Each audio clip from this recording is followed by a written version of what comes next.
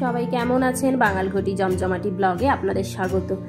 দেখুন অবস্থা, পাবদা মাছ নিয়েছি। এদের এখানে জানেন তো, যদি আপনি দাঁড়িয়ে থেকে বলে বলে কাজ করান তাহলে ভীষণ ভালো কাজ করে, কিন্তু এই যদি দিয়ে চলে যান তাহলে মুশকিল। আমি এই বলে চলে গেছিলাম, এসে দেখছি দেখুন পাবদা মাছকে নাকি হাফ হাফ করে কেটে দিয়েছে। মানে ওই একটাই যা বেঁচে ছিল, এসে ওটাকে মানে নিয়েছে কাটবে বলে। তখন আমি বলছি কী হলো, কাটছেন? বলে হ্যাঁ দুভাগ করে দিচ্ছে। না না, কাটতে হবে না। হ্যাঁ, সব পাবদা মাছকে দুভাগ করে দিয়েছে। কি তবে মাছটা কিন্তু আজকে বেশ ভালো, খুব সুন্দর মাছ। আর একটা জিনিস নিয়েছি, দেখাচ্ছি দাঁড়ান। মাছের ডিম পেয়েছি।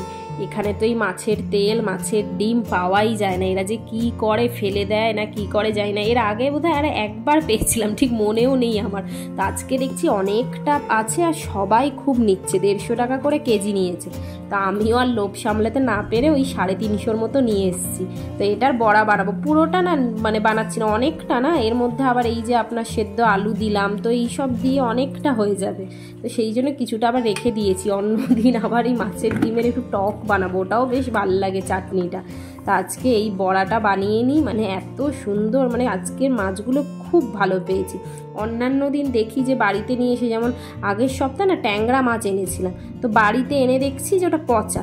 তবে এদের এখানে একটা জিনিস কি ভালো, যদি আপনি মানে অনলাইনেও কি আবার মানে ডাইরেক্ট দোকান থেকেও যদি নেন, খারাপ জিনিস পেলে এরা কিন্তু হয় ওটা রিটার্ন করে দেয়, আর যদি রিটার্ন না করে সেই ক্ষেত্রে আপনার টাকাটা আপনাকে ব্যাক করে দেয়, কোনো রকম কোনো ঝামেলা ছাড়া।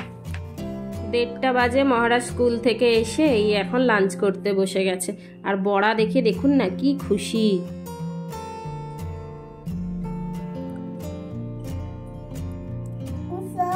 How is it?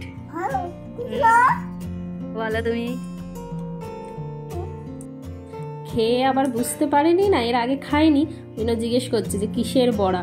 ওর আবার মানে সব জিনিসই খাবে, কিন্তু ওটা ওকে জানতে হবে যে ও কী খাচ্ছে, কিভাবে বানানো হয়েছে, ওকে এখন সব ডিটেলসে বলতে হবে। হ্যাঁ, ওখানে পিঙ্ক আছে। তুমি বলো কি colour? Yellow and pink, right? Black.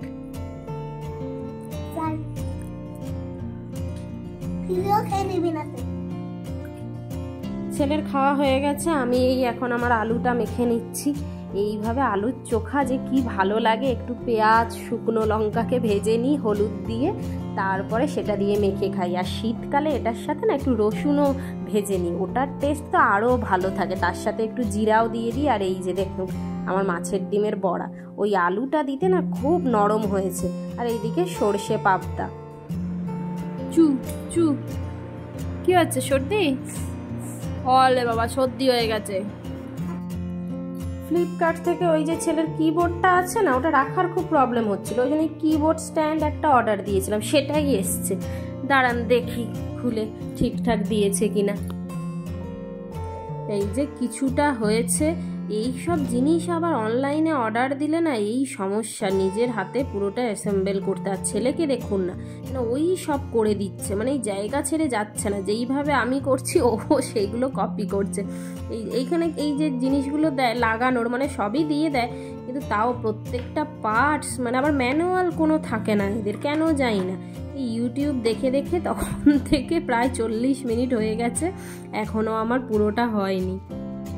এই দেখুন ফাইনালি আমার স্ট্যান্ডটা সেট হয়ে গেছে, খুব সুন্দর জিনিসটা। তো চলুন ব্লগটা আজকে এখানেই শেষ করছি। যদি ভালো লাগে তো লাইক অ্যান্ড সাবস্ক্রাইব করতে ভুলবেন না।